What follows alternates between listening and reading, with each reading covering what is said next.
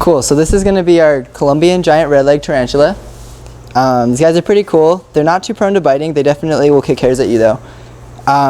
You set them up kind of like a rose hair. They're going to use a little bit more humidity. But basically just setting something that's like this up. Something like that, maybe a critter keeper. Put some cocoa fiber. We're using cypress here. Other than that, you just need a water bowl and a place to hide. You want to keep them right around room temperature. Between like 73 to 75 degrees. Other than that, they're pretty straightforward. You're going to feed them once a week like any spider. These guys are going to be eating anywhere from like 1/4 to 3/4 inch crickets. They're super voracious eaters. They're eating every week during the store right now. If you want to order these guys or any of our other spiders, they're at www.LLLReptile.com.